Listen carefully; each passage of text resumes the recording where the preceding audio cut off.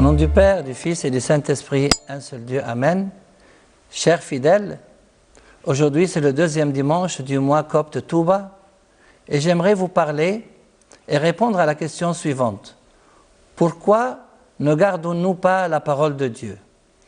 Comme introduction, dans l'évangile d'aujourd'hui, tandis que notre Seigneur Jésus parlait, une femme éleva la voix du milieu de la foule et lui dit « Heureux le ventre qui t'a porté et les seins qui t'ont allaité. » Mais il répondit « Heureux plutôt ceux qui écoutent la parole de Dieu et qui la gardent. » La question à laquelle je souhaite, avec vous, trouver une réponse est la suivante.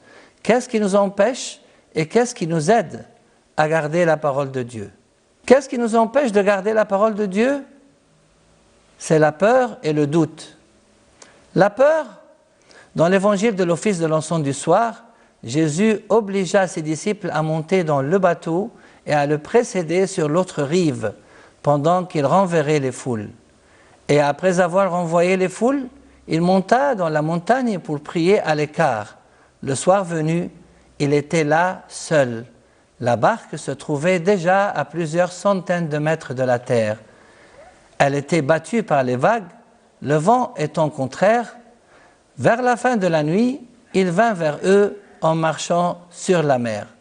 En le voyant marcher sur la mer, les disciples furent affolés. « C'est un fantôme, disaient-ils, et de peur, ils poussèrent des cris.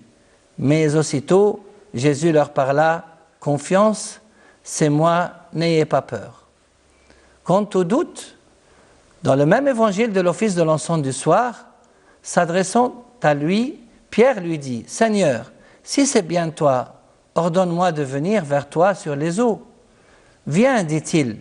Et Pierre, descendu de la barque, marcha sur les eaux et alla vers Jésus. Mais en voyant le vent, il eut peur, et commençant à couler, il s'écria, « Seigneur, sauve-moi » Aussitôt Jésus, tendant la main, le saisit en lui disant, « Homme de peu de foi, pourquoi as-tu douté ?» Et quand ils furent montés dans la barque, le vent tomba. Par contre, dans l'évangile de l'office de l'encens de l'aube, les esprits impurs ne doutaient pas de lui. Quand ils le voyaient, se jetaient à ses pieds et criaient « Tu es le Fils de Dieu ». Quelle honte! Les esprits impurs ne doutaient pas de lui, alors que nous, les enfants de Dieu, nous doutons de lui et de sa puissance.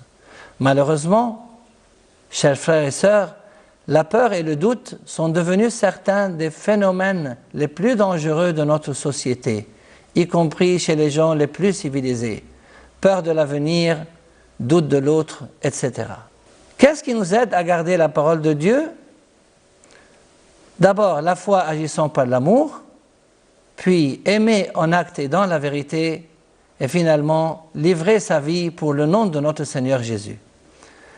La foi agissant par l'amour, dans l'épître de Saint Paul aux Galates, dans l'office de la Sainte Liturgie, Saint Paul dit « Car pour celui qui est en Jésus-Christ, ni la circoncision, ni l'incirconcision ne sont efficaces, mais la foi agissant par l'amour. » Aimer en acte et dans la vérité, dans la première épître de Saint Jean, dans l'office de la Sainte Liturgie, Saint Jean nous dit « Mes petits enfants, n'aimons pas en parole et de langue, mais en acte et dans la vérité. » Et finalement, livrer sa vie pour le nom de notre Seigneur Jésus, dans les actes des apôtres, dans l'office de la Sainte Liturgie, Saint Luc nous dit « Nos chers Barnabas et Paul, des hommes qui ont livré leur vie pour le nom de notre Seigneur Jésus-Christ. » C'est normal qu'ils aient livré leur vie pour Dieu, car c'est lui qui s'est livré d'abord pour nous.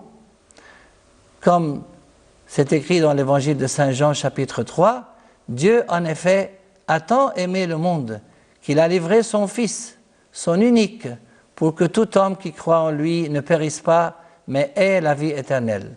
Cette livraison constitue un acte de réciprocité. Comme conclusion, je veux dire que dans la première épître de Saint Jean, dans l'office de la Sainte Liturgie, quelles sont les bénédictions que nous pouvons obtenir si nous gardons la parole de Dieu? D'abord, quoi que nous demandions, nous l'obtenons de lui parce que nous gardons ses commandements et faisons ce qui lui agrée. Deuxièmement, nous demeurons en Dieu et Dieu en nous. Celui qui garde ses commandements demeure en Dieu et Dieu en lui. Et voici son commandement, adhérer avec foi à son Fils Jésus-Christ et nous aimer les uns les autres comme il nous en a donné le commandement. Que notre Seigneur nous aide, chers frères et sœurs, à garder toujours ses commandements et gloire à lui éternellement. Amen.